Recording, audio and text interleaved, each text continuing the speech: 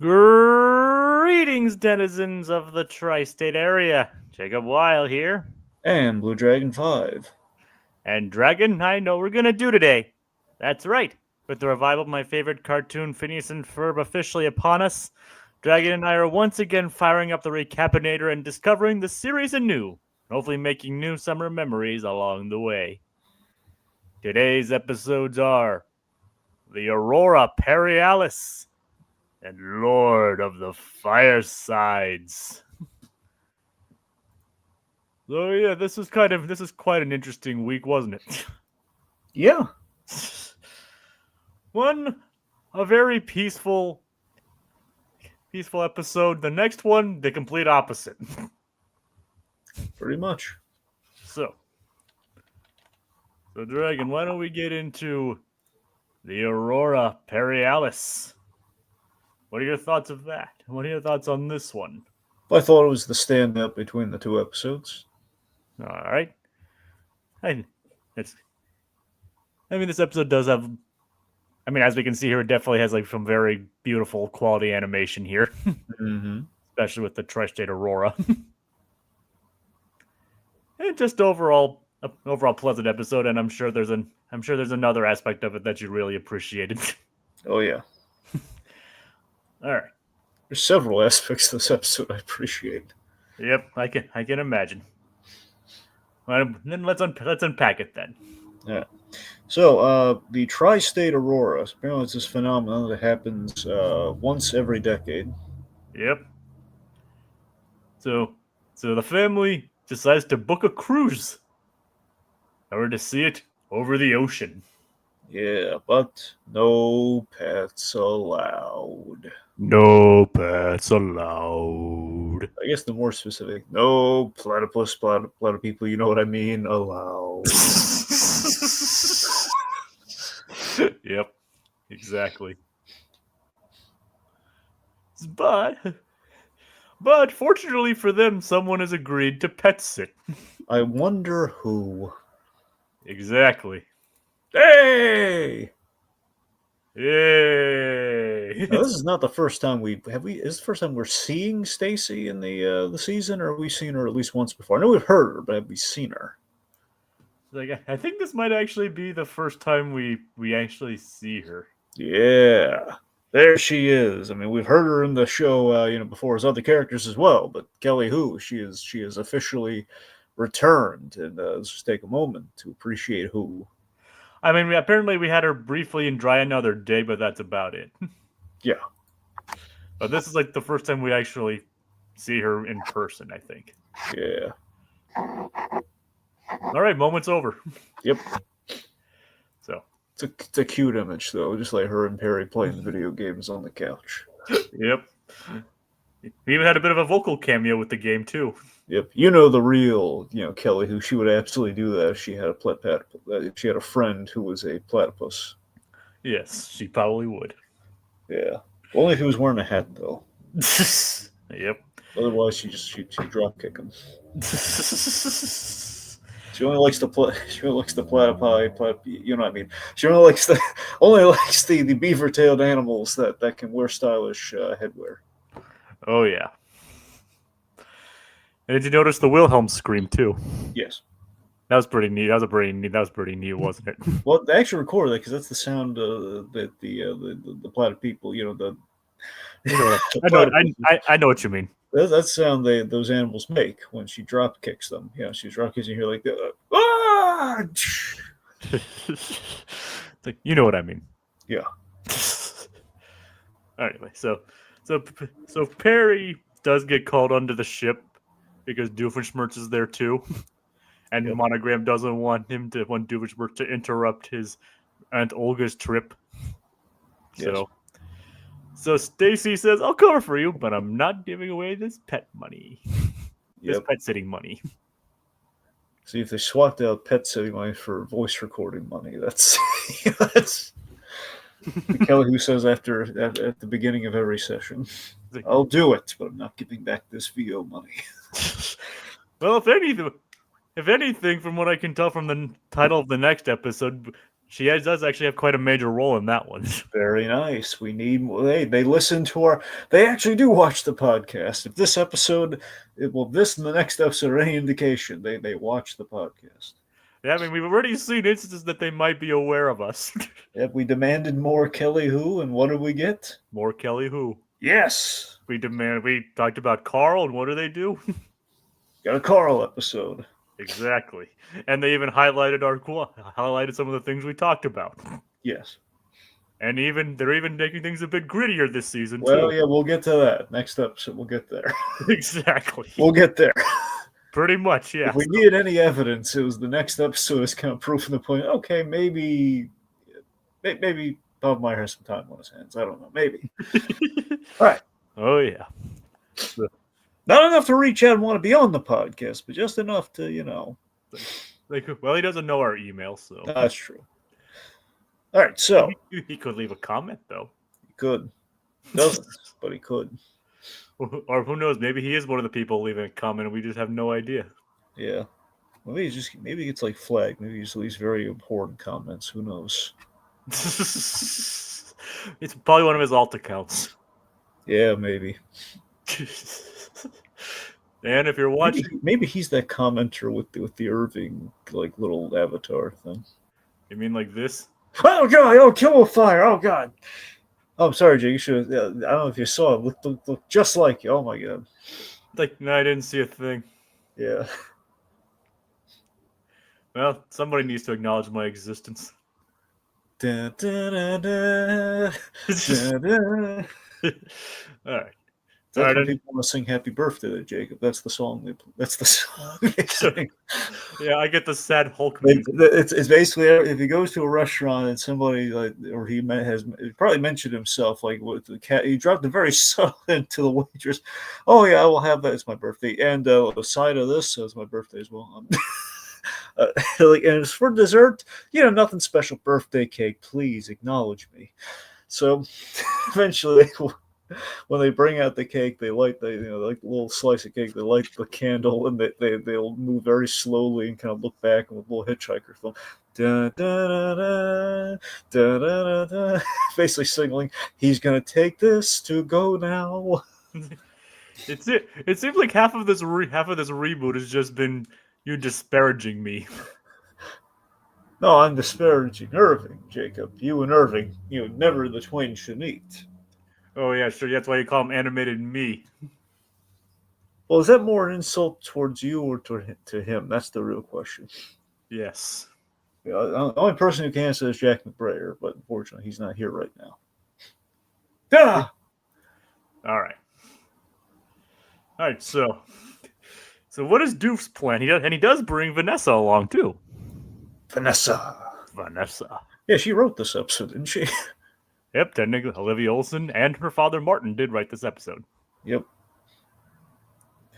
Yeah, so I love this. Oh boy, so they took her along. Of course, this was very serendipitous. I was on vacation the week we saw this. Really nice.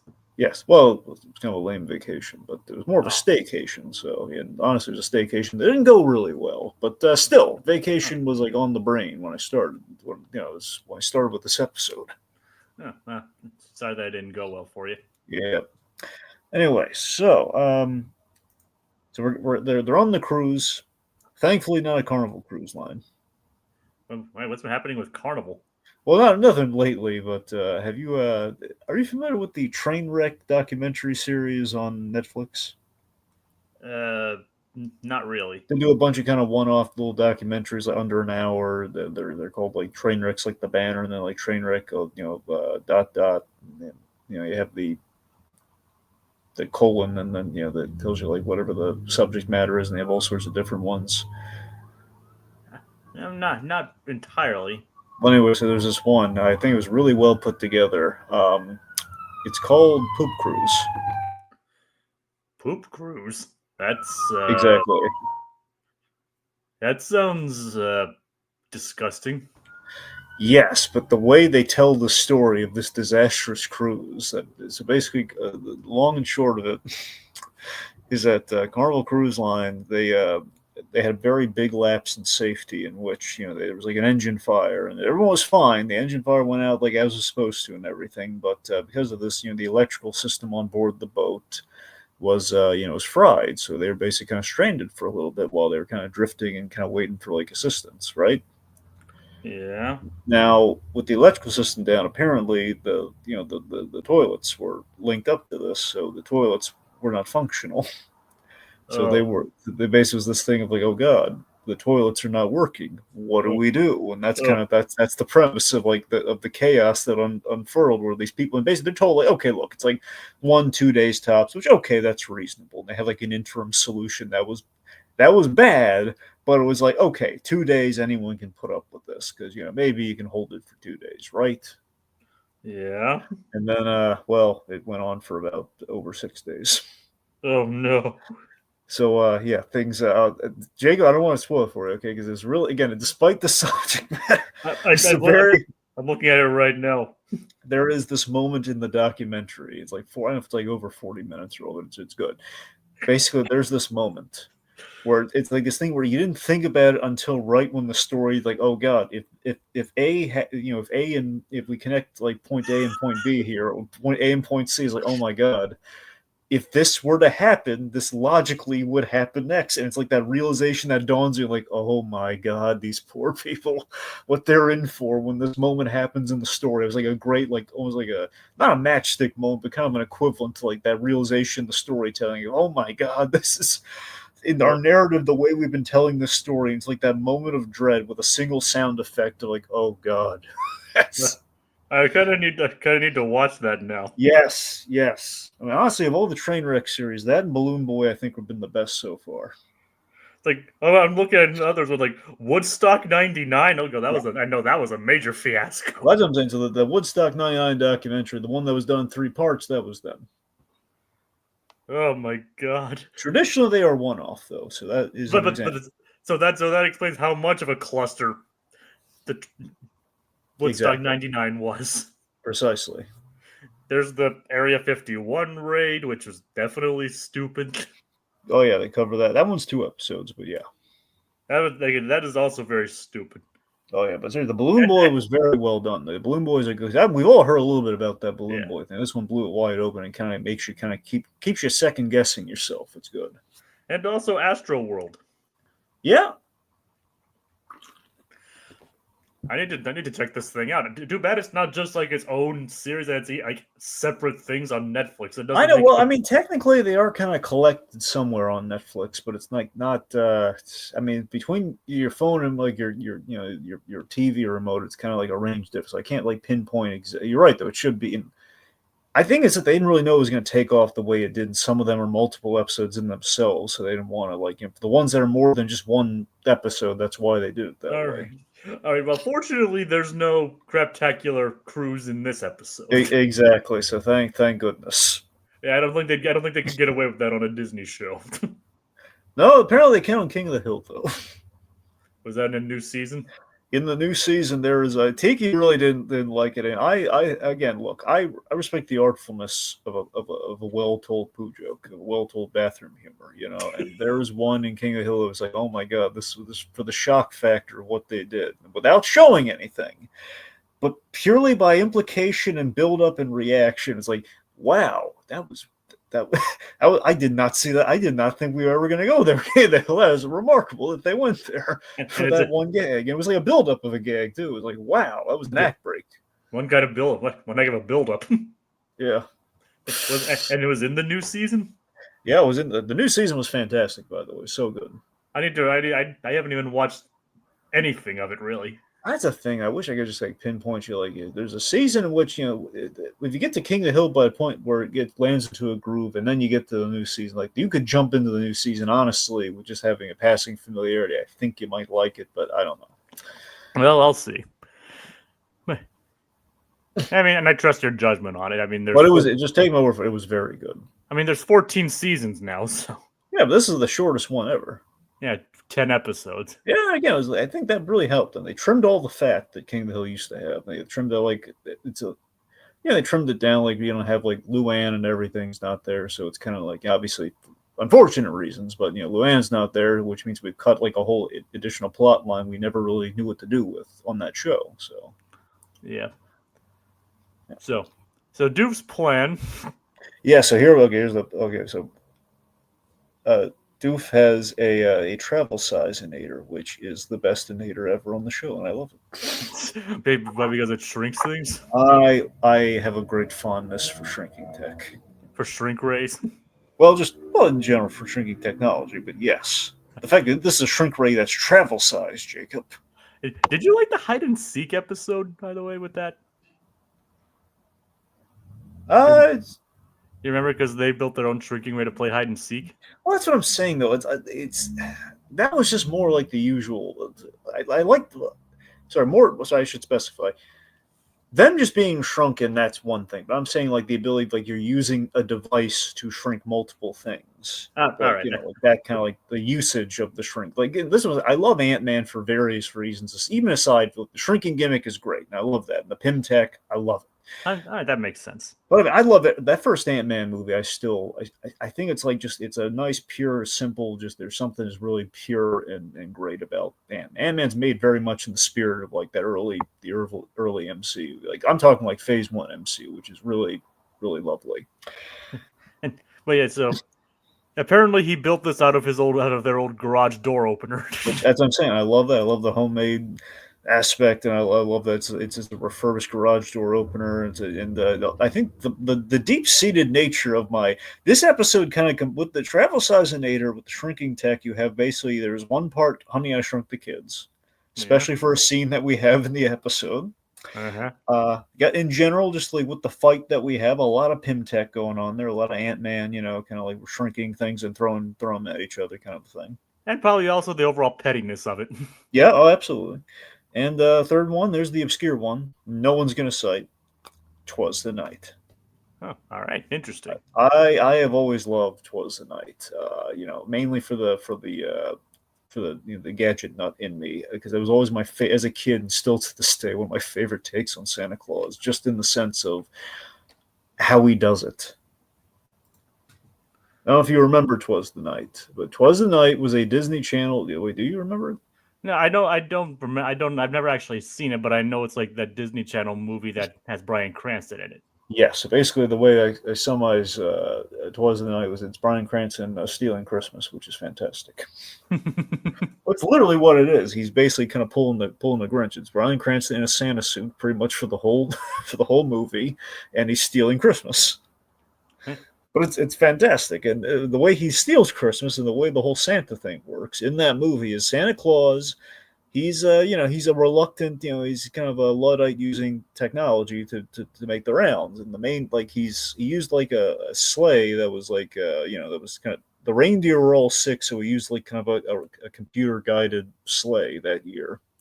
But beyond that, the way he does it is he uses a little ornament. It's a Christmas ornament that is a device, and this device has 3 buttons on it. Button 1 freezes time, which is how he does it all in one night, which is genius.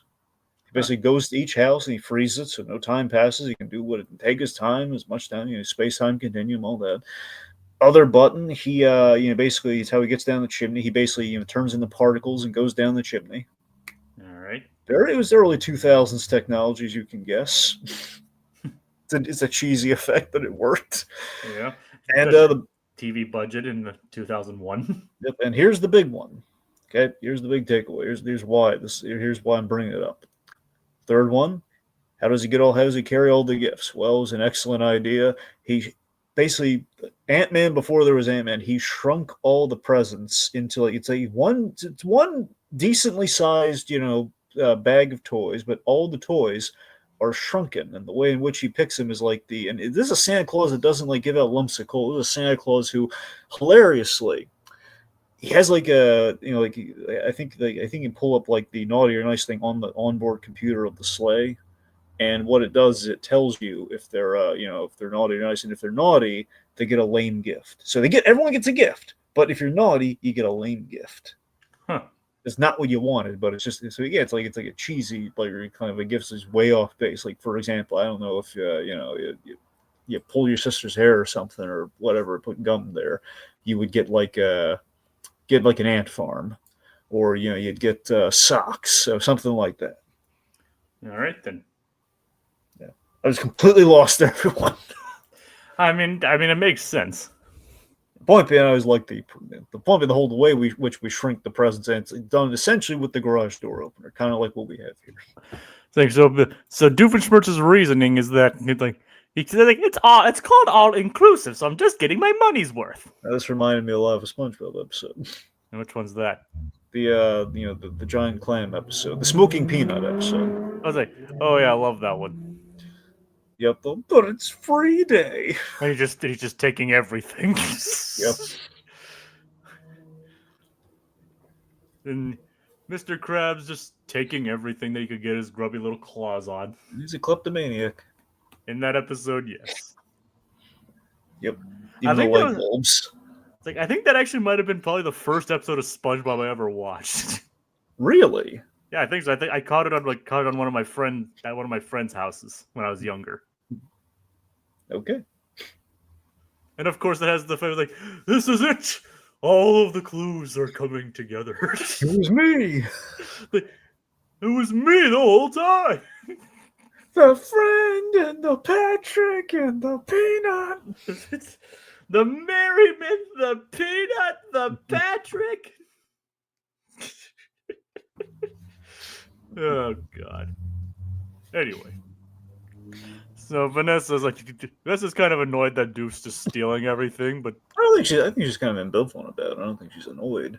I mean, she just doesn't want to partake in it. Yeah, so she leaves as I'm gonna go before you take everything else. You better hurry. Yep. Of course, the miniature mini fridge, which is awesome. So I should mention this too. Another tangent. Yeah. I love miniature things. I kind of gathered that. Yeah, I have a great appreciation for miniature things, and I recently now they literally just finished it like last week. But McDonald's have been putting out basically a mini McDonald's Happy Meal toys, and they were awesome. Oh no! As in, you could have your own McDonald's, but it'd be miniature. So someone who frequents McDonald's, I was like, okay, I got to get in on this. And I got all that. I didn't get every single one because it's basically I think it's like a new one per day or something. But I wait. So it's like an actual miniaturized McDonald's store? Well, you get parts of it. So that's each Happy Meal toy is a different part of it's called Little McDonald's, LIL, little, the cutesy version of Little. Is the ice cream machine still broken in them? Pretty much. All right. I know that's just a joke, but still. I mean, I think there is an ice cream. That's what I'm saying. You can. It's the interior, the whole. It's pretty much behind the scenes and outside of it. For example, the coolest one of the bunch, which I have. I have all the major ones that mattered to me.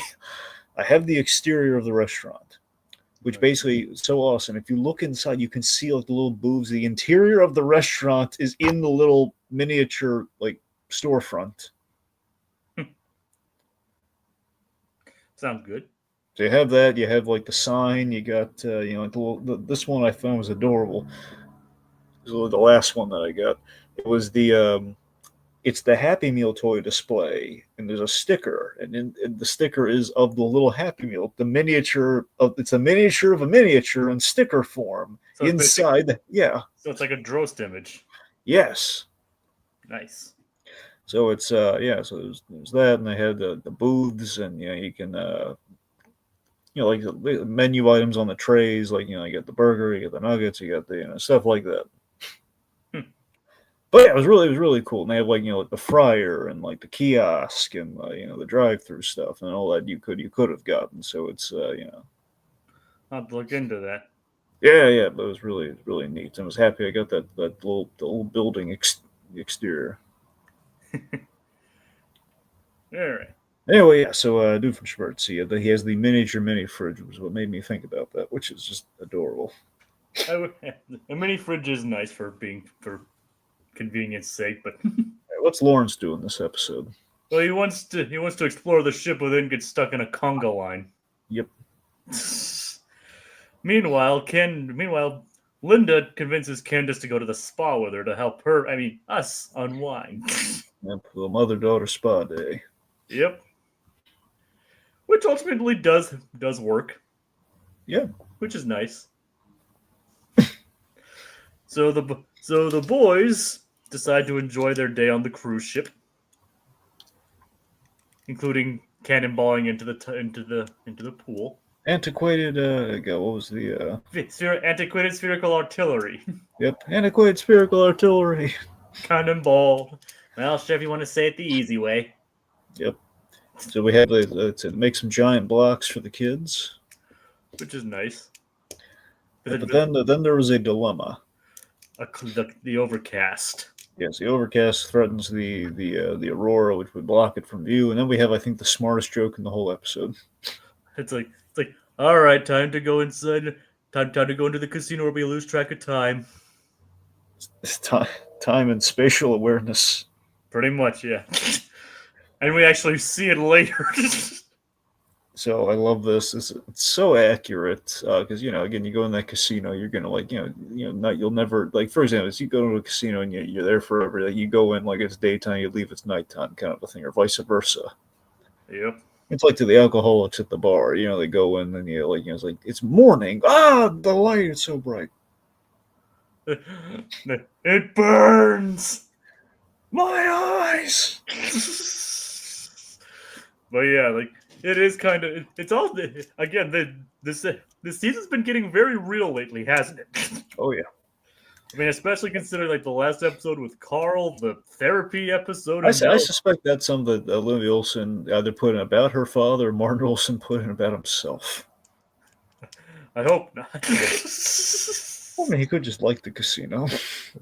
or they're just well aware of the casino's effect on people. That's the thing. Yep. Now, do you know if Povenmire worked on the Rugrats? I don't think he did. Okay. What's the connection? The Vegas episode.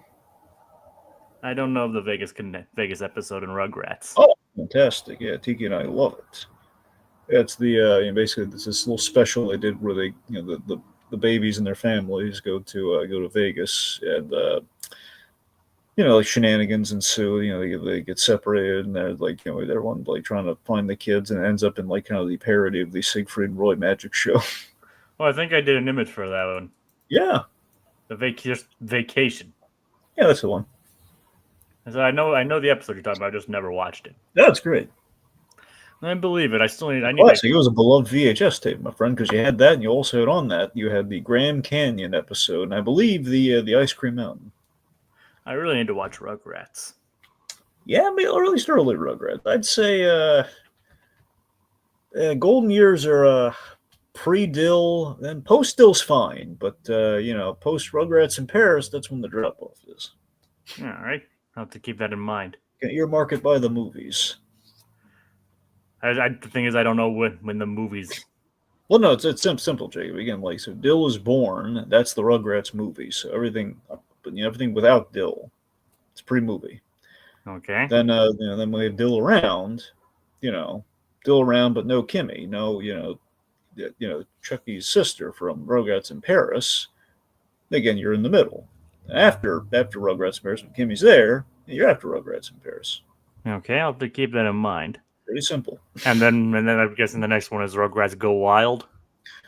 Yeah, that one's just more of that. Honestly, that one's like at the very end. So it's pretty much everything that kind of ends on that. So you're pretty much, And that's also a crossover with Wild Thornberries. Exactly. Essentially, look, for all intents and purposes, that's the ending of the whole kid caboodle. Then you have all grown up if you really want to separate it. Now, where does that fit into Wild Thornberries? Well, it doesn't really fit into Wild Thornberries. I'm saying that's basically the last thing that with them as babies is like a big event would be Wild Thornberries. Then after that, I'm saying in general, whatever the next adventure with the Rugrats would be, it's like the Angelica had a bit of a spin-off and then All Grown Up. Because All Grown Up's like them grown up. All right. Makes sense. Yeah. The straight line with the Rugrats, All right, back into the episode. Yes. So the boys are using the balloons of a pair of disgruntled circus performers in order to raise the ship above the clouds. That's right, kids. The boys are pulling a Carl Fredrickson, and I love it. So yep, I kind of figured you'd like that as well. Yes, God, yes. Do you think it's easier to? It's probably harder to raise a cruise ship than it is a house. Yeah, they're gonna need more than 10,000 balloons on that one. Did Carl actually use 10,000 balloons? Yes and no. We used over 10,000 balloons. Like, so visually, okay, so to Pixar's credit, they did they ran the numbers, the calculations, and everything of what actually, like, they did their research on this, in terms of what would actually be able to lift it. I have heard this story. Now, I'm going to misquote the number here, but I want to say, so in the movie, they have, like, in the initial scene when all the balloons come out, and mind you, they're cheating all over the place in terms, like, so it's going to change in certain shots, but, like, overall, I think it's like there's like 10,000 plus balloons in frame, helium balloons in frame that basically, they all lift up, and there's a you're taking a leap with, like, the strength of the string on the balloons, mind you, but Yeah. Beyond that, though, it's like in terms of what will be able to lift them. So that to take them from point A to point B, in reality, the balloons might need to be a little bigger, and it might be possibly in the trillions. It's unclear. Yeah, obviously, it's a moment where you just have to go. We don't care, right? Yeah. You heard? Did you hear it? No, I didn't. We don't care. Now I did. It's absolutely, yeah. We just have to go. We don't care. Exactly. I mean, does it really affect the story how many balloons there are? I could have sworn I heard trillions at one point for what would actually be able to lift a house. So, I mean, with a cruise ship, God knows. But I don't know if they were saying trillions because of if it were average size balloons or if that's like if they actually had the bigger balloons. But the point being, forget the numbers I'm throwing. The point being, it would have been a lot more in real life. But in the movie, there is like a specific number that you can kind of track, but they add and subtract in certain shots so you can keep the shape. Obviously, they're not going to be a test to keep everything completely consistent. Yeah, but I mean, you got to give them the kudos on attention to detail. And that, for example, if you really look at, because it's a plot point in the movie, there is oxidation they have to factor in there. Like the idea, like the balloon will get dark. It starts off super clear and super pretty when he takes off, but over the course of 3 days, as he points out to Russell, the helium in those balloons is, it's leaking out. So the balloon gets darker and smaller as it goes on because the balloons are deflating. Yeah. So so that's you can track that in the movie with like how the balloons look on the house. So that's like it's not the same balloon house every shot. It isn't. No. Basically, Up is more technically advanced than we give it credit for. Than a lot of people give it credit for. Oh yeah. Anyway, yeah. So of course, but mind you, when Carl Frederickson did it, he didn't twist them all in the balloon animals though. So there's something to be said for the difficulty, which Phineas and Ferb at the behest of these two clowns, or Yep, they used balloon animals. Oh yeah. You just have Carl in like kind of simmering and growing. It's like, if I waste all that time making balloon animals. It is kind of funny how we keep talking about Carl and we even have this. Yeah, well, we know which Carl would absolutely be able to do this. Exactly. So it's amazing how many times we've actually talked about Carl Fredricksen on the show. And this is actually the first time where it's actually bringing it up outside of that context. Yep. I mean, all right, Up's a fantastic movie still. Well, of course. I mean, it's possibly the second greatest Pixar movie ever made. What would you consider the first? Well, look, everyone's gonna have a different favorite. For me, nothing's gonna top the original Toy Story. I mean, come on. I mean, some people even say Toy Story 2. Well, that's what I'm saying. It's like it's at the very least a Toy Story film of some variety is likely going to be number one for me. The original broke the mold. It's celebrated, it's lauded. If you never got a sequel, you could still go home happy with the first one. Anyway. And then I've even heard I even kind of claim that Toy Story 2 is like the first true Pixar movie. If that makes sense. It feels very cinematic. It feels there's something. I mean, it feels like the first Pixar movie to feel like what Pixar would become. Yeah, sure. All right. Yeah, I mean, it's early on. I mean, basically, your only competition, it's basically, it's Toy Story, Bugs Life, and then Toy Story 2. So I know you know that, but I'm just saying for posterity, All right. But so So, but before we get to the actual lifting of the cruise, let's just say Vanessa reunites with somebody. Yeah, that puts her on cloud 9. Oh yes. Or you can, or let's just say,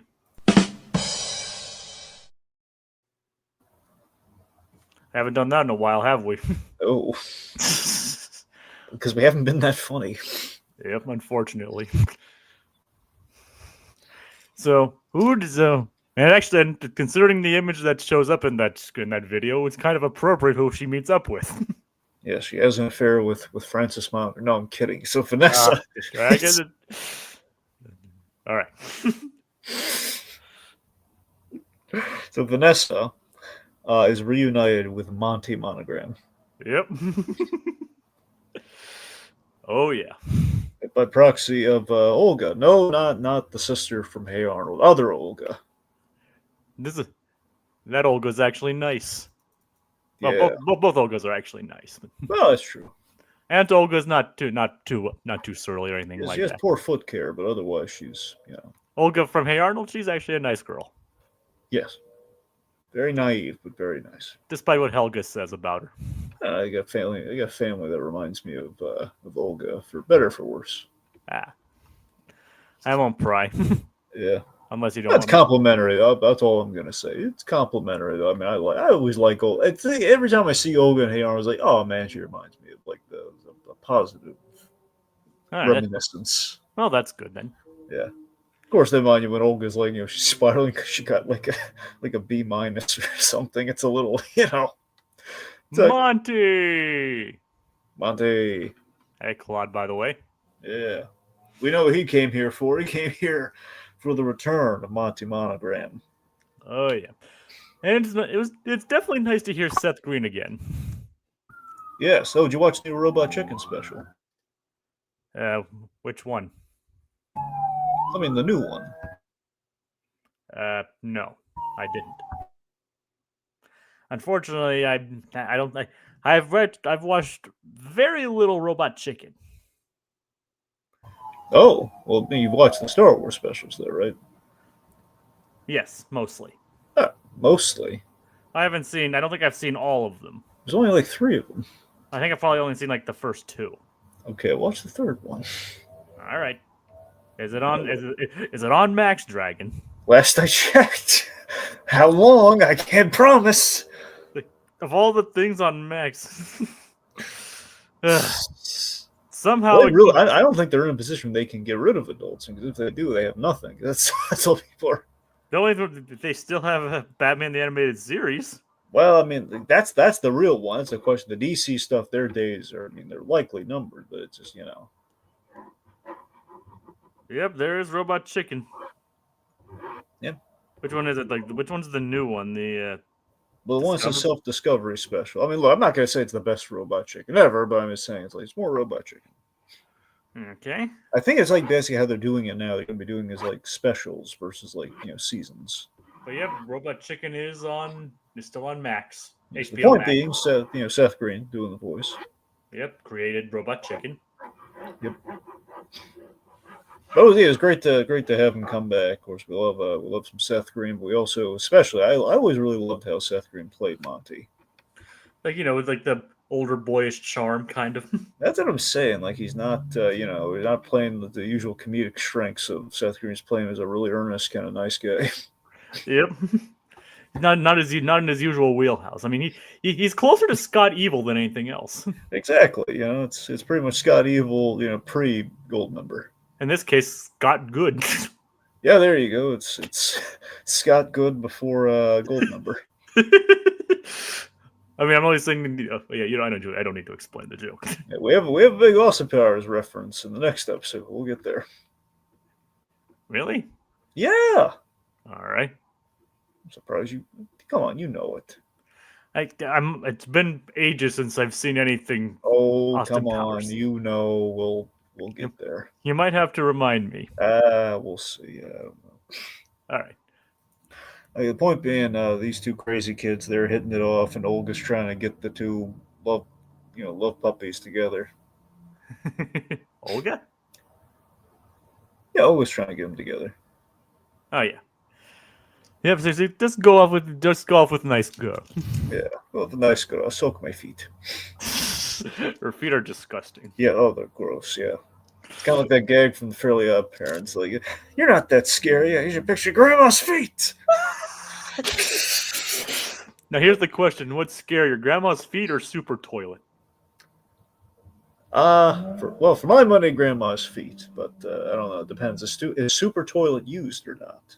Like, well, remember Cosmo is terrified of Super He Toilet. is, but that's the question. Is he scared of Super Toilet because he's giant or because he's used? Well, the only thing we know, based on his ramblings, like so much clogging. See, the clogging, that's the terror right there. If the clogging is accurate. Now that's the thing though. Every time the Super Toilet comes in the fray, it's always a question if when he says so much clogging, is it clogging because Cosmo's been flushed, or is it because Cosmo's been tasked with unclogging the toilet? That's the $1 million question. Now all we know is that the only thing that's scarier than Super Toilet, don't you? What's scarier than Super Toilet? Super Toilet on Carnival Cruise Lines. Oh God, no. It's the only thing scarier than Super Toilet. Super Toilet on vacation. Oh no. So much clogging. Which is what everyone on that cruise said. The smell must have been awful. There's a very I won't tell you what it is. It's a very descriptive. There's the cook. So there's the cook is one of the interviews on the poop cruise. Oh no. And he has a great yet horrifying description of the clogging, and it will haunt your nightmares. Oh God. I have to watch this now. I think that guy's Tiki's favorite interview, by the way. In that. I have to watch this. Yes. I mean, seriously. I mean, once I get through what I'm currently watching, I'll have to watch that. There you go. I mean, seriously, what the heck? Yep. I mean, I've been on cruises before. Yeah, but have you been on a poop cruise though? Thankfully, no. So yeah, so due to shenanigans, Doofenshmirtz and Perry end up in Vanessa's and Monty's food. Yes. And not our best segue, but yes. Yeah, I know. Yeah, I know. Yep. So they. I did have to refocus. So here's the full. We get to the full Honey, I Shrunk the Kids. And yes, Aquatad, we were. Yep, that's the one. Yep, you missed it, but go back on the VOD and you'll see what we're talking about. Okay. Anyway, so then we do a full homage to Honey, I Shrunk the Kids. Honestly, I think 1 and 3. Where they end up in the food.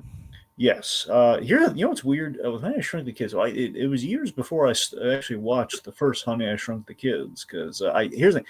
I saw the first two. Took a while, but I remember the advertising I saw the advertising for the third one on VHS for probably one of like VHS I watched a billion times as a kid, and basically it was like the whole thing where like the kids are throwing a house party and the adults end up on like the dip or something for like a chip that's being put in like the dip or something. So we do like an eating gag, kind of like we did in the first movie, where Wayne Zelinsky almost eats his kid in the cereal, which basically that's the main thing. This is the iconic way where we reference the whole shrinking and falling into the food thing. Ooh. But yeah, that was the thing. So in the this is a little closer to that third one though, where they kind of fall into the grosser food, and they're almost eaten. And for you, I still have not seen the third one. I always remember that trailer, that marketing for it though. But the second one in between the two. No one ever talks about Honey, I Blew Up the Kid. That's the underrated Honey, I Shrunk the Kids movie. That's a solid sequel. It's not the icon that Honey, I Shrunk the Kids is, but it's good. People are sleeping on that one. I still need to watch those other movies. Yeah. Yep, that's the thing. He says, I can't remember what VHS I had that trailer for Honey, I Shrunk the Kids. All right. Couple new comments here. Like, I can't remember what VHS I had for trailer. VHS I had that had the trailer for Honey, I Shrunk the Kids on it. And Claude's right here. Was bringing up like there was a show announced I don't. I guess they pulled the plug with this whole like we're like easing up on the streaming thing with Disney Plus. So I don't know whatever happened to that because that was supposed to be the big, the big Rick Moranis coming out of retirement project. That's why again, Jacob, you, I, and a few people who watched this show in pop culture, we knew he first appeared on that in preparation for the Honey I Shrunk the Kids show, and that's gone too. I know that's good. They maybe it's there, but they shrunk it so tiny you can't see it. Maybe it's like the Easter eggs from the Incredibles DVD. It's there, but it's really small, and you got to click it just right. Yep. Point being, yeah. So it's gone. It's a bummer. Oh yeah. And Josh Gad, though, interestingly, he is still kind of linked to Rick Moranis, though, with another project. He is working on the new Spaceballs. I know. I'm just bringing it up because he's working on it in the writing capacity. A lot of people theorize he is going to be in the movie playing kind of a descendant of the John Candy character, but that is not confirmed nor denied. But Rick Moranis is going to be in that movie, so in a sense, Josh Gad and Rick Moranis ended up doing something together. Yep. Yep. I mean, it's interesting that it is coming out, but probably not going to watch it. Yeah. Look, eventually hit streaming or something. You're going to watch the Dark Helmet parts, aren't you? Okay, I'll watch the Dark Helmet parts. There you go. Is that so hard? No. Is that the worst acquiescence in life? No. Had a feeling. Okay. I mean, as I mentioned before, Dark Helmet was like the only good part. I know. I agree with you. That's what I'm saying. Because of Dark Helmet, we can't discount Spaceballs. That's all I'm saying. Everything else, though, is just like meh. Yeah, it's very blasé. It's very maybe that and the yogurt scene with the whole Spaceballs lunch, but it's pretty funny though. When will then be now? Soon. Yes. Maybe. When? So Doofenshmirtz discovers the whole. Actually, first off, we discover why the relationship kind of fizzled. Yeah, she couldn't do it behind her dad's back. Which is kind of heartwarming in a way. Yeah, and then she overhears us like star-crossed lovers. This is the secret boyfriend. So he knew there was a secret boyfriend, but he never knew who, and he still doesn't know because he's so small. He's just seeing he's got a bat in the cave. Yep. So Doofenshmirtz is still unsure of who the secret boyfriend is. Whoever he is, he's got a huge nose. How many people does he know with large noses? Well, at least 5. Yep. Yep, because he got himself. Yeah. He's got Roger. Yeah. Let's see, he's got he's met Phineas. Yep, and Ferb. Yeah, Phineas and Ferb. So there's 4 there. And, hey, you look kind of like my building. Yep, exactly. So I mean, and then plus, I mean, I don't know, I can't remember. Like Monogram's got a big nose because of the whole Monty thing. So there you go, there's a 5th one. Yep. Probably others, but yeah. Yep. So. And so we might think Phineas is dating her. Yeah, probably.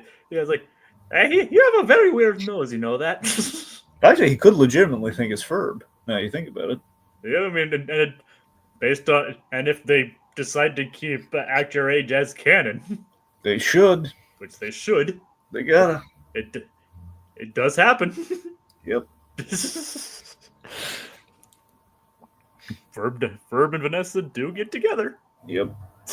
So that means obviously it'll be like a How I Met Your Mother kind of journey, though. Getting there, that's the whole thing of like, we're gonna have Ferb, and we're gonna have Monty, two very. It's basically we're putting her in like an Archie situation. Yep. Which, by the way, they're trying to do a Spider-Verse movie with Archie right now. Really? Well, it's not, like in the like Lord and Miller are going to do like an Archie tribute movie. Oh, I heard about that. Yeah. So I'm saying it's like, I don't know if they're going to animate it like that. I mean, they could did that Sony, they did that K-pop movie that was kind of like in a Spider-Verse-y kind of like style. So I mean, it's possible. So I don't know. I imagine if they were to do Archie, they should keep it 2D in the Dan Parent style, but I don't know. Who knows? If they're doing a whole multiverse thing, maybe that'll be one of the Archies. Oh, but you know what that means, don't you? What? That means they have to. They do that. They have to acknowledge Riverdale. and make fun of it. So they're going to have to do the gritty reboot origin point in that movie. Speaking of which, Jacob, do you know what time it is? Dragon, I think it's gritty Reboot boot time. Hold on. Wait, where is it?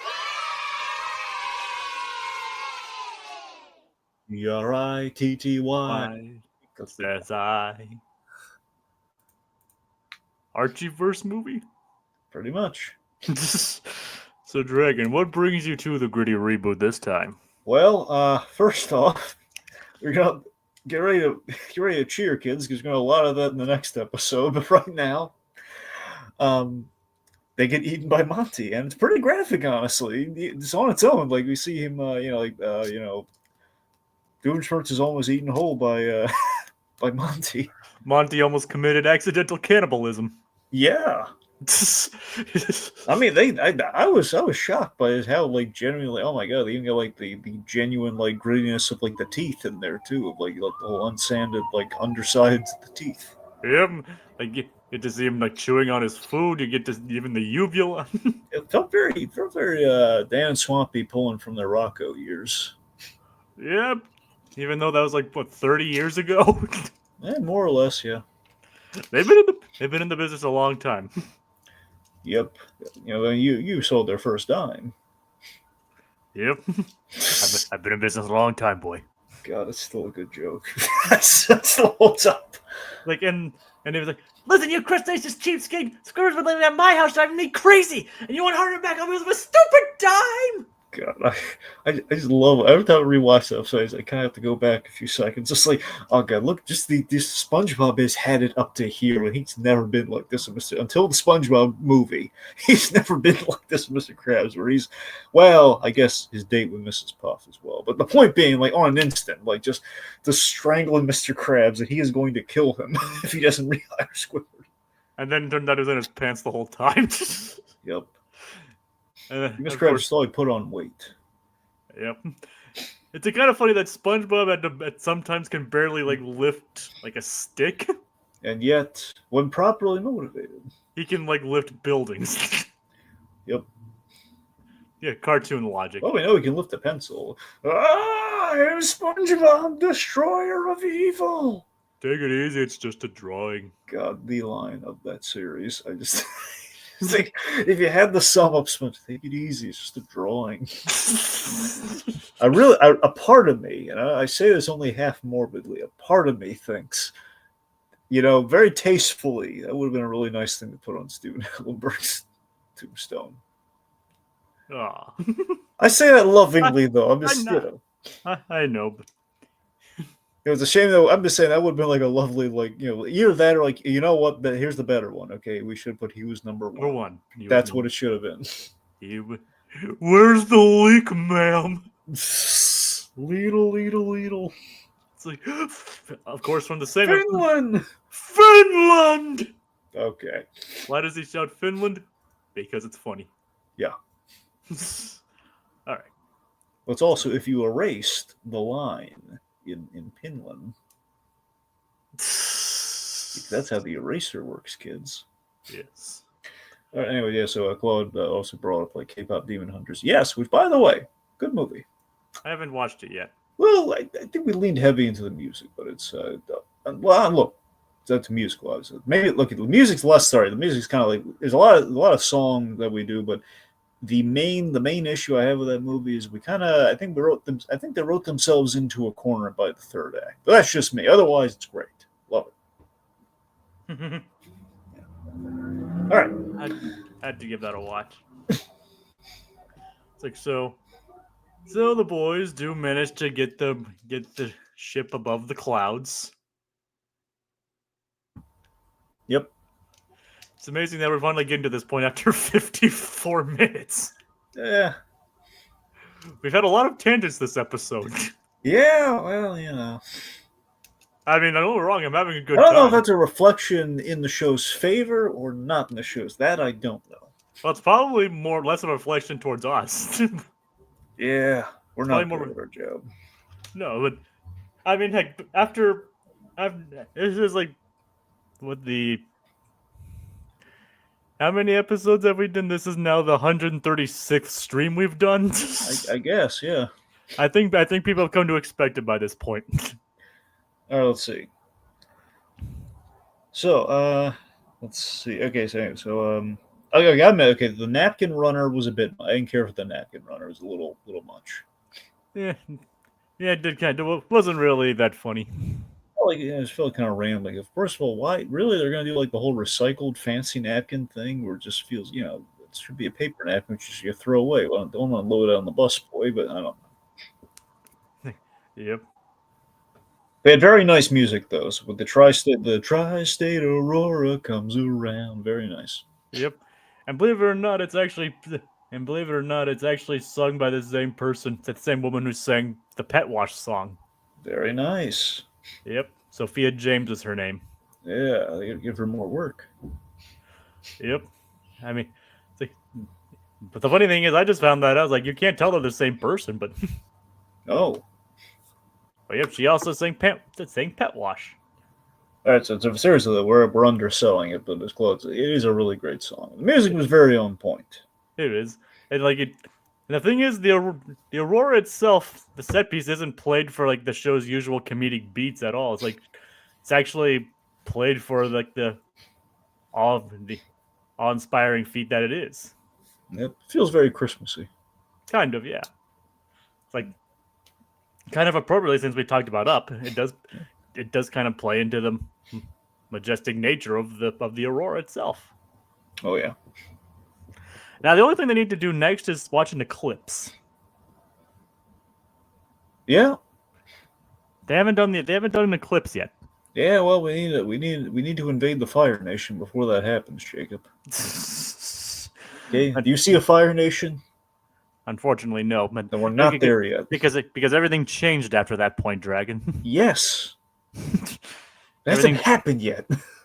Everything will change when they attack, you know. That's why Monty and Vanessa aren't together anymore. The Fire Nation, they caused everything to change, and that's when she decided, I can't lie to my father anymore.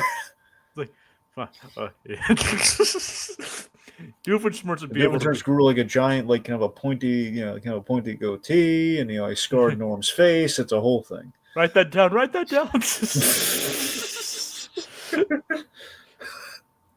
Dad, so like write that down. Continuing the SpongeBob references, and that's actually a SpongeBob episode that Dan wrote. Yes. So it all comes back. Yep. It's like, or what if, like, do you think Doofenshmirtz be able to beat Firelord Ozai? Yeah. He just has to make an inator. It's like, boom, you're done. Well, remember, ultimately, I mean, it was said in jest, but ultimately, with Defeat the Fire, was kind of the glue pot plan, Yep. So that's kind of essentially glue bending. Had he honestly had I want to say there were actual conversations. If that joke was kind of founded on a bit of a joke they actually had in the writers' room, it was like, well, couldn't you like bend a pot of glue or something to like stop him from being able to bend? Ferb, the last airbender. Yep. Oh gosh. Anyway. Then who's Phineas in this case? Momo. No, I'm kidding. He's not. He's okay, he's probably Sokka, given that, And wait, so then all right. If we go down to this rabbit hole, things are gonna get weird. Yeah.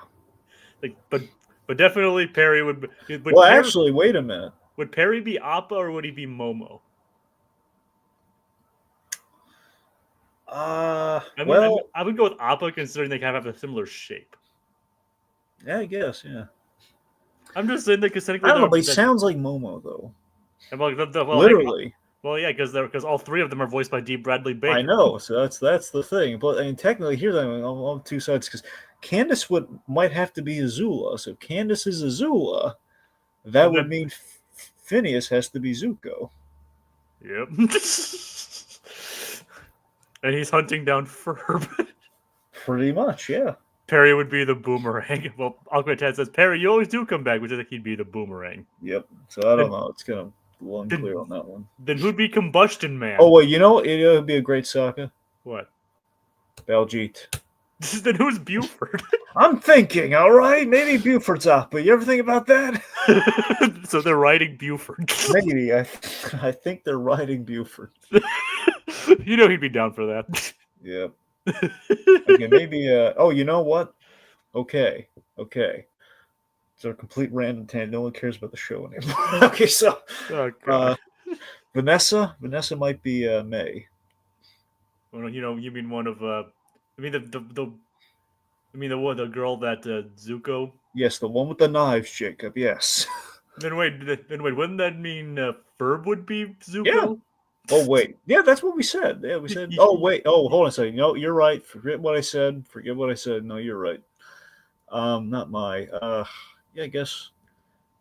Man, I'm at a loss. Okay, guys, I think it means. I guess we yeah, she has to. Sorry. Yeah, so she's good. Okay, you know what? Okay, I got it. Yeah. So Vanessa's Katara. Vanessa's Katara. Makes sense. That means Ferb is Aang. Exactly, and that would mean that Isabella is May. Yeah. All right, then. Yeah, there we go. Then who's Phineas? Well, I think Phineas is Zuko. All right. Yeah, there you go. See, that's how it works out. Isabella is Toph. Claude. Well, that's a good point though. And Toph, well, I don't know. Well, it's your call. I don't know. Isabella, I think, will make a great Toph. So maybe she's this is harder than it looks. Yes. But fun fact, Jesse Flower actually did love my Perry shirt. Yeah, so there you go. Yep. Like if you find like the GalaxyCon stream where they have a discussion, you can actually see her complimenting my shirt. And she even says like she needs to text Dan to get a part in the new season. So yeah, the Aurora is really nice, beautifully animated. Mm-hmm. Even Candace appreciates it. Yep. And has a nice bonding moment with Linda. And Doofenshmirtz gets arrested. Not for stealing everything. He suddenly remembers that the shrink device also has a regrow button. Then he gets arrested for bringing Platypus on board. And also, he shrunk the balloons. That's how it ends up back in the water. Yeah, but also shrunk the clouds. Yeah. So Doofenshmirtz gets arrested because of bringing Platypus on board. But not for stealing everything, which again, it was all inclusive. So he was in the right with that legally, I guess. Technically, yeah. It's because no platypus is allowed. Yep. Or platypeople. You know what I mean. You know what I mean. Yeah, so he's arrested for smuggling a platypus aboard, which again, he's not my pet. It's a complex relationship. Yeah, but they're not going to believe that. Yeah. Unfortunately. That's profiling. That's platypuses, you know what I mean. Profiling. Yes. Platypus profiling. That's Perry profiling, man. Irving would be all of the Ember Island players. Yeah, that's about right. Jacob, good news. You have a lot of work coming your way. Yep. Also, you know what? I'm gonna throw this one at you too. You can be the cabbage merchant. My cabbages. That's you. Yep. There you go. My cabbages. See, you're born and bred for it. You could be the cabbage merchant. Yeah. Who has a Funko, by the way. Of course he does. Yes. Didn't James C. actually come back for the live action show? I believe so. And he played the cabbage guy? My knowledge, yes. My cabbages! No, I don't think they brought him back frequently as you would hope, though. I know, but I think in like the one scene where he was there. Now, remember, he serves James C. That's Jackie Chan, right? In Jackie Chan Adventures. Yeah. Whenever they need a fill in for Jackie Chan, yeah. Exactly. Like when they do Monkey in the Kung Fu Panda series. Yes. All right, so. All right. We can get back to Avatar fan casting later. All right. Anyway, so then we have this really nice one with the clowns here. See, all those clown college student loans they paid off. Yep, and again, getting kind of real this season. Yep. The balloon animal Perry, And, curse you, Perry the Platypus, and awe-inspiring natural phenomenon. Yep, which is a nice note to end this episode on. Yes. Okay, it's a great episode. We can go on and wait. There's more? Yep, there's more. All right. To Lord of the Firesides. So, yeah.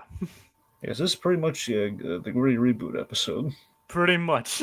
Yeah, so this is the one. Maybe this to me was the heady one that I had. Oh man, maybe they have watched the because this episode is like whoa, Gritty Reboot. Pretty much, yeah. It's like it is start, and the thing is, I'm sure you appreciate the fact that it's a Fireside Girls episode that's not tied to a previous one, and also doesn't have poofing plots in it. Yeah. So yeah, it actually has a Doofenshmirtz plot in it instead of a Yeah. So yeah. I think they were writing to my demographic on this one. Yep, they didn't have poofing plots in it. Yeah. So yeah, things start off innocently, yet innocently enough at the Fireside Girls Lodge. Yep, we kind of addressed the passing of Cloris Leachman a little bit. Yep, saying that she's not feeling well and can't come in. Yep, so they killed her off. Yes. Yep, which is going to be a very sad episode. Yeah. Yeah, now they're just going to recast her, but still. Well, who knows? Maybe they just won't include her in the future. I think really that's what they're not just going to feature her, so, But yeah, so it's a nice little shout out to Cloris Leachman, though, Mrs. Fireside. Yep, so Isabella decides... Who was the grandmother of Wang Fire. Wang Fire. Wang Fire, and his wife. Sapphire Fire. Sapphire Fire. Yeah, do you think it was just meant to be like his wife's name is Saf, and then the last name is Fire? God. And then did you still get a Sapphire Fire? Pretty much, yeah. That's what it's the first name Saf. And then Fire. Yep, Sapphire Fire. And their sons. Yep, Kuzan. Go to your room. R.I.P. Wang Fire. God bless Jack the Senate. Just God bless the man. It's like, remember how and if I remember correctly in the comics, like, Wang Fire dies and they hold a funeral for him. God. Love out of context Wang Fire's name is just so problematic. I think that's probably why they went with that name. Yeah, no, it's great. Even Avatar is sneaking a little bit past the censors. Yep. Wang Fire. Yep. Oh God. It's like, so. That's what Zuko's name was in high school, though. All right. So, Dragon, like, do you think Sokka and Wang Fire are the same person? Well, Jacob, how dare you ask me such a ridiculous question? Do you ever see them in the same place at the same time? I don't think I have. See? It's crazy talk. Of course, have you ever seen Sokka wear Fire Nation attire? No, I don't think so. Right? Does Sokka have a beard? No. Then why are you wasting everybody's time? It's just that they sound a lot alike. Did you hear Wang Fire has like this fun accent, okay? This whole Wang Fire. The Sokka sound like that? No, but I think they just might have been. I think case closed. I think they're just voiced by the same guy. I mean, I think of your crazy talk, Jacob. I think they're just reusing the same voice actors that they had already. See, are you trying to put people out of work? Is that what you're trying to do right now? Jack the Senate has a family to feed, man. No. Especially Noelle. She's the fattest. All right, then. All right. I don't understand that reference, but... Deadpool. All right. Remember at the end? No. We live in a crack house. The whole, we all huddle, like 12 children. We all huddle against Noelle because she's the fattest. I don't remember that specifically, but I'll take your word for it. Anyway. So, R.I.P. Wang Fire. Wang Fire. The flame went out. And leaving behind his wife, Sapphire Fire. She's the reason the flame went out. Found out it was his sister, and he jumped off a cliff. Oh God! Dragon, enough of that. And she was with child, which makes it even sadder. Dragon, let's move on from that pretend. All right, go on. Yes, let's move on. Take us to the next part. Hey, you're the one who brought that in. I'm trying to. You kept bringing up Sapphire. And I wasn't trying to bring that in. But all right. So Perry's just playing ping pong in his lair. Yeah, he's bored. They're just probably waiting for a mission because the boys are up to something else. Yep. And so Doofenshmirtz needs to renew his license. Yes, his evil license. Because we can't have unlicensed evil in the world. Apparently not. No, we can have unlicensed good, though.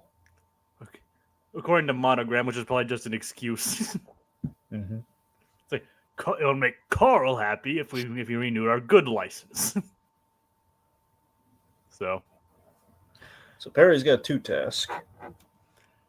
Help Doofenshmirtz renew his evil license. And run an errand. Yep. Do you think you would think that they would go like, oh hey, maybe we should not help Doofenshmirtz renew his license so he can't do evil. Yeah. But then they'd be they're out of going to be out of the job. Yeah, but they have other villains that we've seen, and we see in this not in episode. the Tri-State area, though. That division's going to have to be shut down. Gee, you're going to put so many people out of work. Why are you trying to put Carl out of work? You've seen how many part-time jobs he has. Yep, I have. You're getting rid of the most important, unpayingest one. All right. How dare you, Jacob? Wouldn't it be evil not to renew his evil license? Yeah, exactly. Fair point. But who knows? Wouldn't the moral victory be good enough, Dragon? No. All right. Anyway. All right. So Doofenshmirtz. So he goes to Doofenshmirtz's lair. Yes, I love this. And he says, and he actively tries to get Perry to avoid going to the traps because he doesn't want to pay the fines. But yeah, I love this casual, like, to walk with me, Perry Platypus. They're getting coffee and everything. I laugh so hard at that. I love that. Just the casual nature of it. Yeah. And of course, those who avoid the trap, and the trap is, Jacob, what is the trap? Sharks. What? Not just sharks. With freaking laser beams on their heads. Austin Powers. Yep. Now, technically, look. Technically, it's a shark with a freaking flamethrower attached to its head. Yeah, still. I know, but still, it's absolutely an Austin Powers reference, which, again, you and I have been making that reference, so it's kind of funny that, oh my god, this episode that's written for us. Yeah. Sharks with freaking flamethrowers on their heads. Yep. Now the question, are laser beams cooler than flamethrowers? I mean, who can say no to a laser? Good point. I know cats can't. Well, yeah.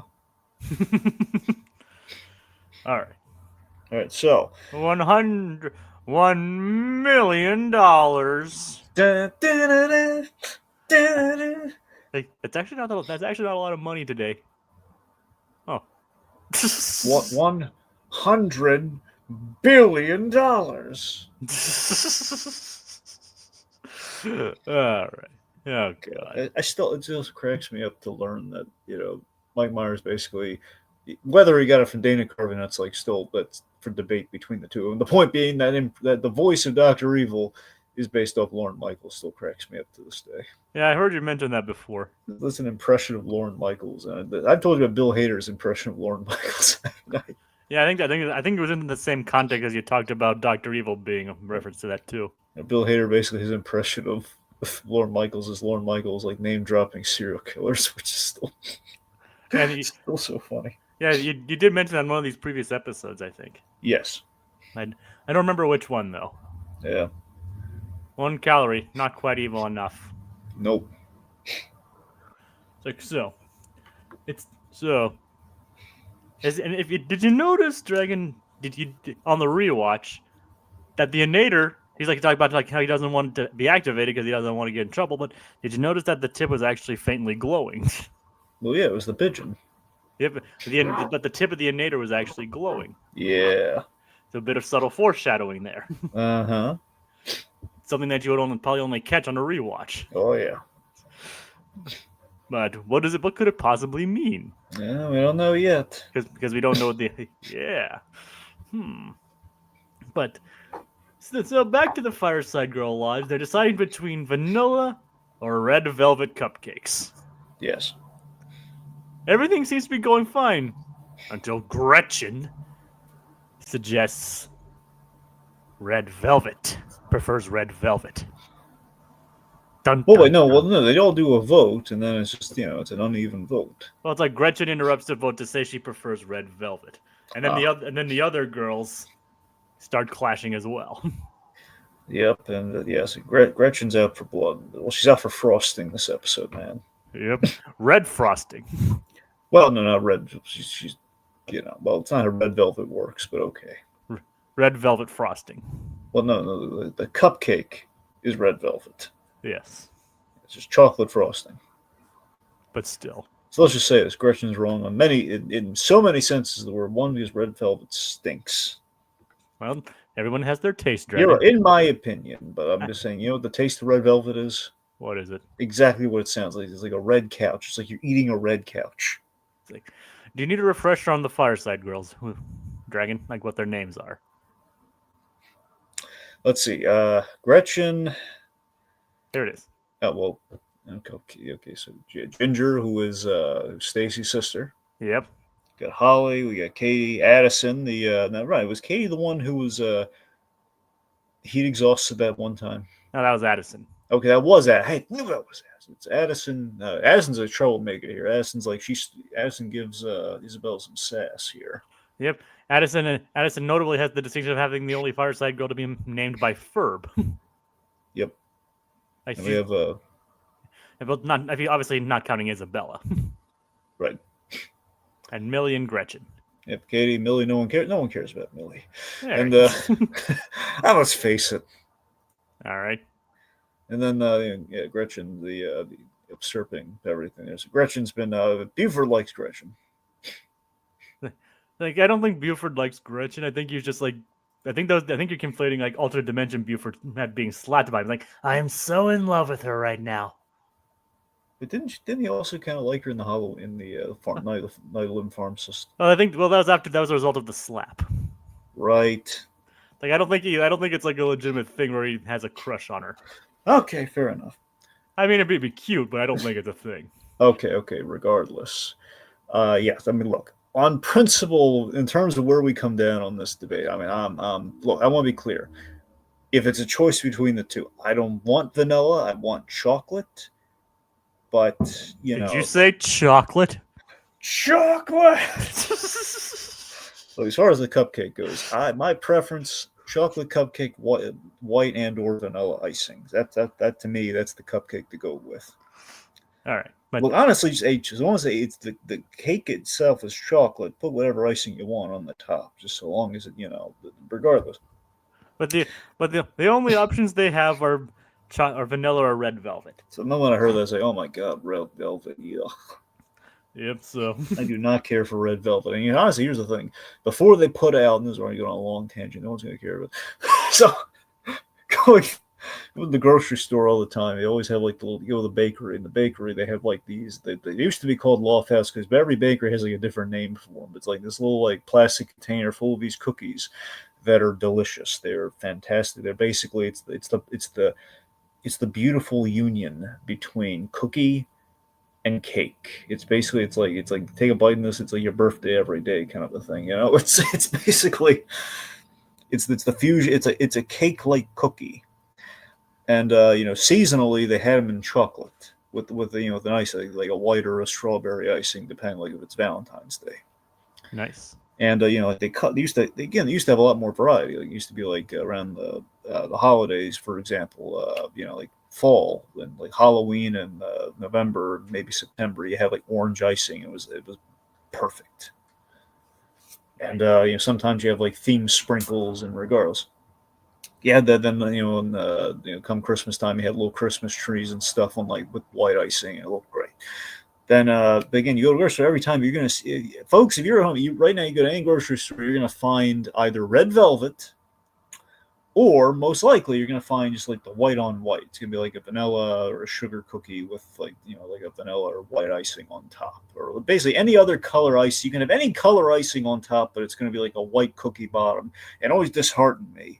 And I looked into the matter for like over over a year, kind of two. It's at a certain point, I guess, because it's become so hard to find. And basically, after the season, they were coming out seasonally, then they stopped coming out seasonally. But then, miraculously, they came out with the Oreo branded version, which essentially is perpetually cookies and cream and readily available now. Like this whole year they've been out, and I've been pleased as punch. Like, oh my god, between them, since last year, the end of last year to now, they've been coming out regularly. It's like, yes, I want no longer on the chocolate, basically the Loft House cookie, not the actual name. I was going to throw it out there. But they're delicious, is my point, and far superior, to red velvet cookie and cream. Nothing beats cookie and cream. True that. Anyway, yeah. So between these two, I'm definitely on given a sadistic choice. I'm going with the vanilla. Unfortunately, we don't have the option to join in for a vote. No, we don't. Because if we did, we'd bedlam. Because as we see, they're throwing up all sorts of snack options. Like what? Do you remember some of the options they threw out were? Like cronuts. One of them, I think Millie suggested a cheese plate. Somebody suggests like donuts, which in itself is like, look, donuts, cronuts. Yeah, donuts and cronuts and the whole thing. To me, I think the most demented thing I saw in the episode was like them like drilling holes in the cupcakes, making them donuts. I like the taste. That was Ginger doing that. Yeah. And of course, that was when Phineas and Ferb showed up. Yes, point being things, so Isabel's been tasked, like she's consulting the book and everything, trying to quell the situation. Gretchen's like she's it's not going well. Agitated. Phineas and Ferb show up, like 1 o'clock, time for the taste the girls' cupcakes, and then they come in and see the chaos unfolding. I love like Isabella's so embarrassed, like, no, you're not supposed to see us. See us like this, and like Ferb's like, I guess girls do much faster than boys. And I'm like, I don't think that's a sign of maturity, Ferb. I mean, what do you think, Dragon? Well, I mean, it's not inaccurate, but it's. I mean, it's definitely not. Girls are, I think, they kind of grow up faster than boys. Maybe, I don't know. But I don't think that's a good sign of that. No, it's not. It's not a good. It's not a good demonstration of that. No, it's not a flattering portrayal. Nope. So anyway, the point being, the Lord of the Flies situation via cupcakes that's going on inside is it's very much, Jacob. It's gritty reboot time. Gritty reboot time. GRITTY. Yes. Where's the pie? Probably drilled. Yeah. But it's a bloodbath. It is crazy. We have not Gretchen crawling. Who was crawling on the roof? Okay, actually, that was. You mean the one that you mean at the end of the episode? Well, no, I mean, like we saw when the boys came in, we saw like someone like chocolate on their face, or like they were like crawling on the red velvet or something. Like one of them was on top, or something. I'm not saying red velvet. One of them was saying something. I don't know if it was Ginger or not. I don't remember exactly which one. I think that might have been her. Yeah. What did she look like? I think it was dark hair, but that's what my assumption is. But yeah, we saw Ginger like drilling into the cake. So maybe it's the one that no one cares about. Let me show up. Pull up the graphic again. Well, the thing is, they added. Maybe it was Millie. Well, the thing is, they added two different. Millie was on Isabella's side the whole time. Oh, that was Millie. You know what? Let me take back what I said. I don't think. Well, and to be fair, they did add two new unnamed Fireside girls that have nothing, that were literally introduced within this episode, just so there could be an even side. Well, it was either Addison or it was or some rando. Probably Addison then. There you go. I don't exactly remember which, because let's just say the entire thing was chaos. Yep. Yeah, so it was scary. It's very much, honestly, it felt a lot like, kind of like a Sam Raimi movie inside there. Plus, it was in a cabin, so that's what really made it feel like a Sam Raimi. But before we delve further into that, let's talk about, let's get the whole license renewal out of the way. Okay, so this was great. I love the mundanity. I love they go in. It's very relatable, the whole, renewing the license thing. So basically, it's a trip to the DMV, but for the stakes of good and evil. Yep. So it's if you notice, talking about, select your nemesis. And one of them was a can of beans. God. Which evil villain is so pathetic that a can of beans is their villain? Maybe the one looks like Dr. Dragon. Maybe. Maybe that guy. His true nemesis is Coco Moo. Oh, you know what's funny? I was watching through Lilo and Stitch, and I got to the Kim Possible episode. Oh, nice. Rufus. Yeah. Rufus. Yep, and yeah, Draken was in there. Yep, how was that one? I mean, look, it was funny, but there's a degree of like, okay, really, Kim Possible should be a little smarter than this here and there. Yeah. However, it was really funny though. Jumbo, like he's just convinced that Rufus was an experiment. He's basically like, just seeing him just go wrestle with Ron Stubble and get the naked mole rat away from the plane, keep away with Rufus. Oh God. Yeah, it's pretty funny. Yep. That is. Oh yeah. And then also like when there's like, do you have a backstory? Yes, I do. This one time back in, do not monologue into the device. Well, you shouldn't have asked. So that whole thing, the whole deal with I hate dealing with the kiosk. Yep. Because they never account for variables. Oh yeah. Like he's more of a frenemy. But still nemesis. Yep. So he goes through the test, including one inspired by Raiders. Yep, which is just hilarious, and of course, I love the model. Again, the model gag where he's just like he's like correcting all the details. Again, that's kind of me. That's I love me a good model. Like this is no longer hardware store. It's tires. And like over here, they're not zoned for food. And then Ty's like, yeah, that tracks. So we have Doofenshmirtz's bureaucracy, and he gets crushed by the Raiders' boulder. Yep. Which has nothing to do with evil. Let's be honest. Well, it does involve him stealing something, so. Well, I was going to put it in a museum, though. Yeah, maybe. I mean, Indy, he didn't just take, he liberated. Well, Doof would be a museum of evil. Yeah. So. All right. So, it's the point being Doof, pretty much he flunks every test, but it doesn't matter because the systems are down, which, again, is very relatable. Yep. Like, or he could just do it online. Really? That was an option the whole time? Yep. And then and later he's talking about how like it used to be where you could just like stick a paper into a machine and you'd be fine, which Perry straight up just does after that point. Yep. Just to rub salt into the wound. Yep. If someone makes a pie donut, I'm gonna have questions, according to Aquatad. That actually doesn't sound too bad though. I don't know. It sounds unholy.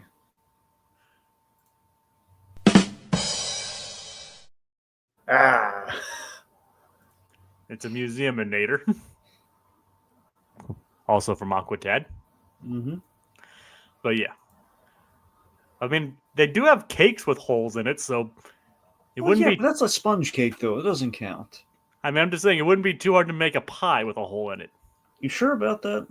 Well, they do say shut your pie hole. Well, yeah, that's the hole you shove the pie in. I know, but they still tell you to shut it, so there is a pie hole.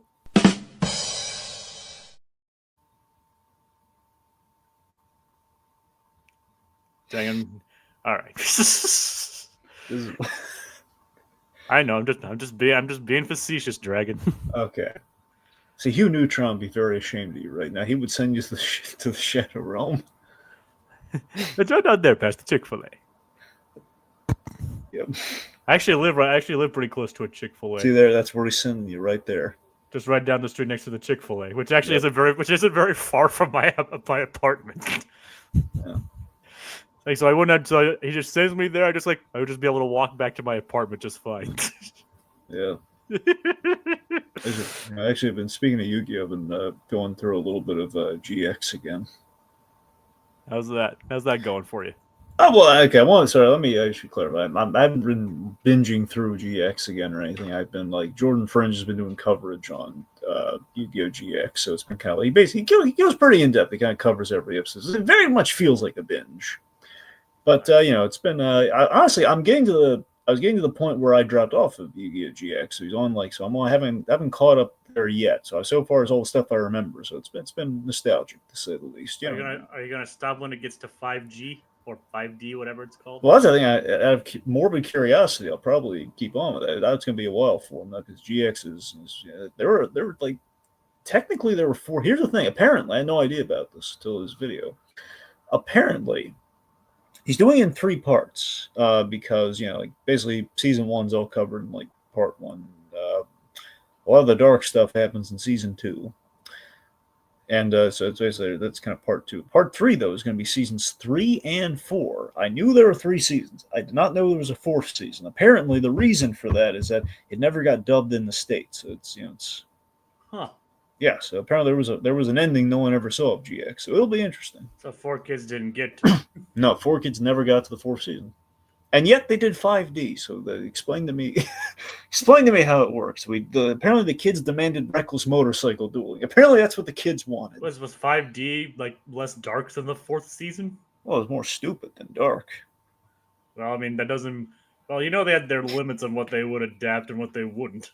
And so let's abdicate very irresponsible dueling behavior. Like you could have kids with a dual disc maybe, which let's be honest probably would not be the best idea still, because like wait, what card here's how it would go in real life. Okay, you have the dual disc. It's like I'm playing this. What are the attack points on that? Oh, the attack points are this. It's like just not as visual. Okay. You have to yell from across. You're standing in the position of the duel. You have to stand like I don't know, like probably 10 steps away from the guy. Yeah, I'm completely lost on this. I've never watched any Yu-Gi-Oh in my life. Yeah, I mean, look, I'd recommend it. Just Well, it will get silly. I'm going through another anime right now, so. Yep. And that one's gonna take a bit of time to get through. Yeah. I mean, you guys probably already know what I'm talking about. Yeah, maybe. Yeah. So. He's talking JoJo's Bizarre Adventure. Yes. Yep. That's exactly what I'm talking about. That's exactly what he's talking about. Nothing else. Yes. Yeah. So anyway, Doofenshmirtz needs to go get his license done, and now Perry got his good license renewed. Yep. Meanwhile, Bedlam of the Raimi variety. Fireside Girls gone feral. Yeah. It's a good thing I didn't say an alternative word there. Yeah, that would have been really bad, Jacob. Yeah. My brain almost defaulted to it though. Yeah. But I made a conscious effort not to say the W word. Gone wacky. Yes, that one. Yeah. All right, so so then the Fireside manual gets destroyed, or gets destroyed, right? Yep, everyone's going crazy. Speaking of which, what'd you think of the song in this episode? Yeah, the heavy metal song. It was an interesting choice. I think watch it burn. That's what I'm saying. We went full again, at risk of putting the crawl the whole time. Very gritty. Again, the heavy metal song on the gritty side. Yep. And there's even a bit of an Anchorman reference in there. Yep. It all escalated in less than an hour. Yep. Gretchen killed a guy. Well, yes, maybe not Gretchen. Hold on, let's. Addison killed a guy. They got really out of hand. Still, the best, one of the best scenes in Anchorman. It's just that aftermath of. Boy, that escalated quickly. I mean, that really got out of hand. That's like the understatement of the century. Britt killed a guy. That's like an understatement of the century, isn't it? I still think that's like the I can't explain why. That is like the line of that movie. The whole Britt killed a guy. Just the delivery, just the way it plays at the room, And fun fact about the song, that was actually sung by one of Dan's daughters. Oh. Yep, Alex. Well, she responded well to the show. Yep. Watch it burn! Yep. Yep. Oh, we see, again, Lovie Olsen, she's, kind of the spawn of evil. But yep, one of Dan's daughters. One of Dan's daughters, the one who is not the voice actress, Melissa. Yeah. Her name is Isabella, but she goes by Alex. She did the song. Oh man, she must. Oh man, you think that's a rejection of the show? Well, I don't think so, considering she sang it here. Well, still, this is like a very anti, like, you know. Like, I don't know. I don't think so. I was saying the whole like my father put my name in the show. I don't want to be associated with it. I don't think so. It's pretty. You're probably right. I'm just throwing it out there. It's like, what if? I know. I just don't want to say anything about Dan and his family. Well, exactly. I'm not. I'm just saying it'd be kind of funny. Especially if he is watching us. Yeah. And the Dan would hear us say that. He's like, he just walks away with a single tear in his eye. Yeah. Well, no. That's Swampy. And Dan Well, would no, just be several tears with Swampy. like I said, Dan would just have the single tear. He just look back and shake his head in disappointment. Yep. We did a whole gritty episode, and this is how you repay us. You insult my baby. His baby just went off to college. But still, yeah, it's his baby. Doesn't matter how old you are. Your children are still your babies. Yeah. Right? This baby's toddling off to college, Jacob. Yeah. You're the one who's like said, it's like, I reject it. That was all you. Okay. Obviously she hasn't, for the reason you said. She sang in the show. I'm the one trying to keep this family together, Dragon. What? I don't know. I'm escalating the joke. Quickly. All right. It's like so yeah, things got out of whack quickly. Isabella's trying to hold things together. Meanwhile, things descend into anarchy. Yes. Like things so are Isabella, when she loses it, oh boy, when that manual gets destroyed, just see Isabella just the free for all. If only Phineas and Ferb could have been there to see this. That's all I'm gonna say. Yeah, well, everything was on fire, and then Isabella and Gretchen are charging at each other with spears. Yeah, Isabella's ready to kill Gretchen. That's how the gritty reboot goes. Like, you know, we see like the end of the Butch and Sundance freeze frame here. Yep.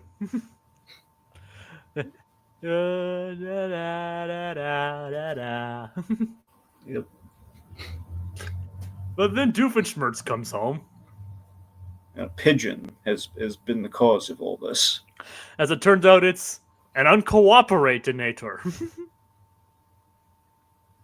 And it was aimed directly at the Fireside Girl building. Gotta admit, the pigeon as a plot point reminds me a little of Get Smart. The movie or the series? Series. How so?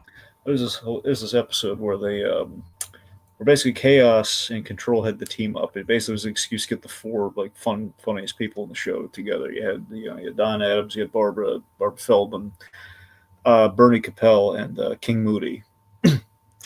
As Max 99, Siegfried, and Stocker, and basically like the conflicting duos, the spy versus spy duos.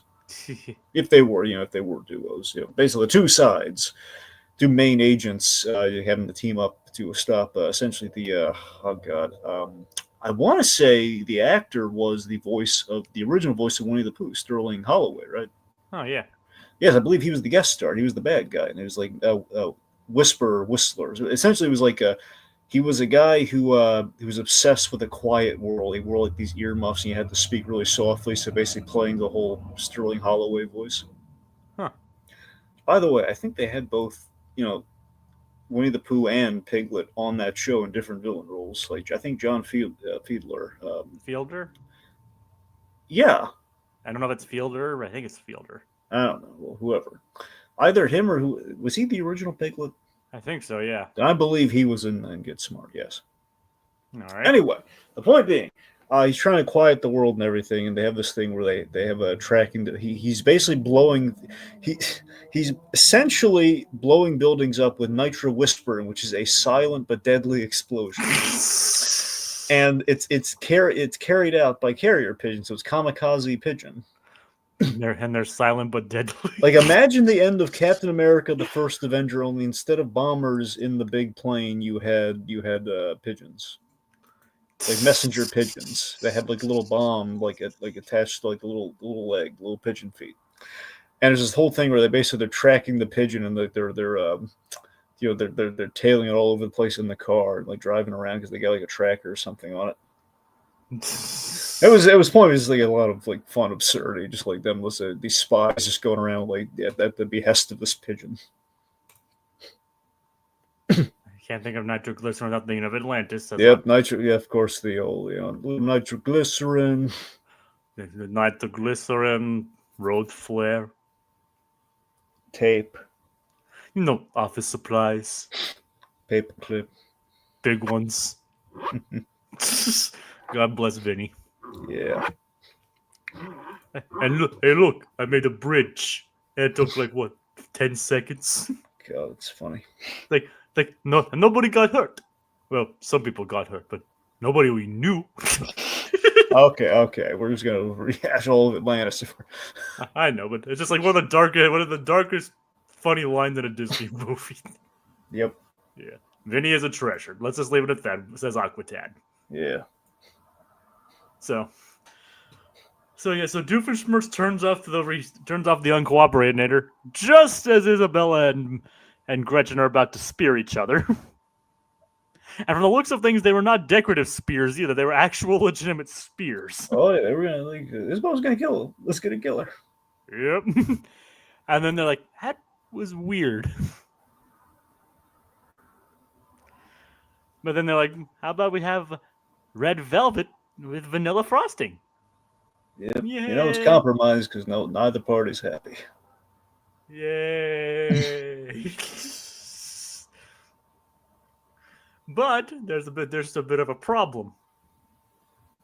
Melissa is still feral. All right.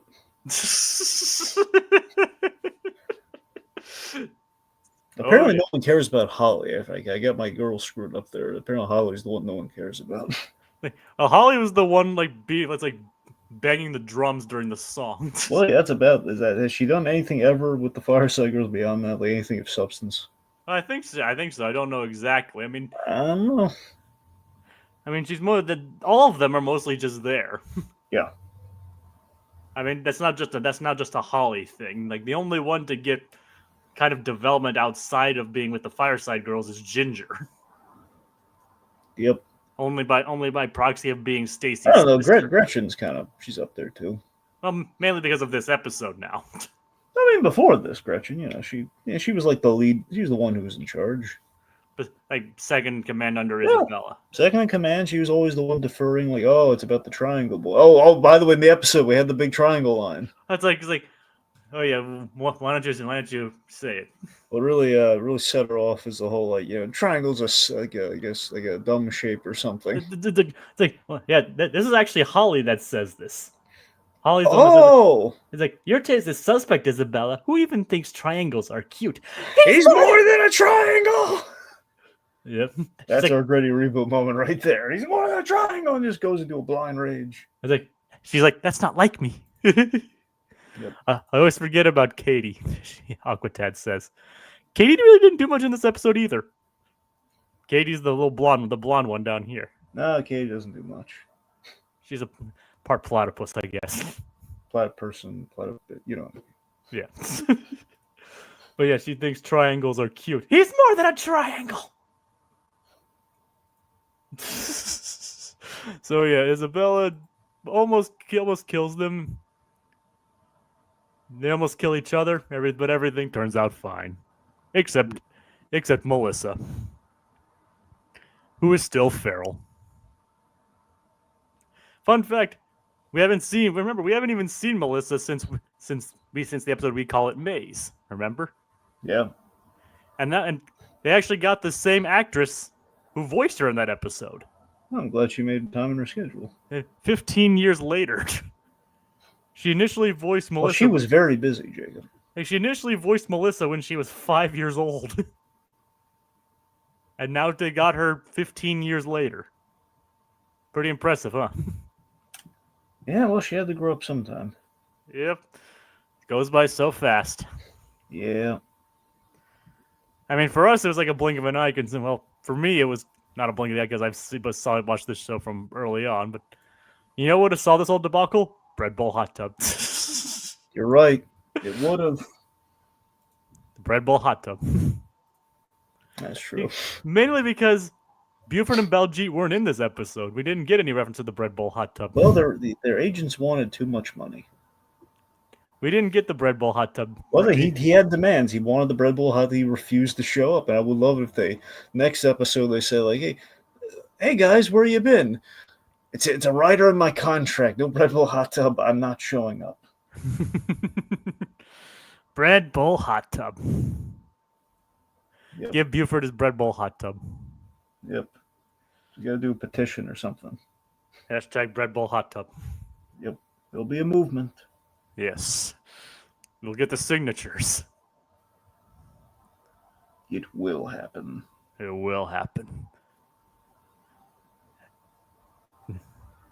We should get Panera to sponsor it. Have you had Panera's bread bowls? No. They're actually really good. But all right. I think that does it for this. That does it for this episode. Yeah. We spent a lot more time on Rope-Harry-Alice than I expected. Yeah. Well, mainly because we went on like very many tangents. That is true. Yes, we did. But again, I don't mind. I have a good time doing these kinds of tangents. Yeah. And how this show can lead us to all kinds of different discussions. It keeps things interesting and fresh. Mm-hmm. Well, you know something that we didn't actually reference this episode, Dragon. Outside at least once. Well, I mean, we mentioned Ed Asner, but you know. I was talking about Batman. All right. Yeah, I guess not. Like you said, we didn't even mention Freakazoid either. Well, I mean, Ed Asner kind of somewhat connective tissue. I mean, by that logic, we also referenced Spider-Man. That we did. So, if you want to split hairs, then yes, we did have something associated with Freakazoid. We talked a lot about Avatar, though. Yes, which he was not in. No. Well, wait, Ed Asner?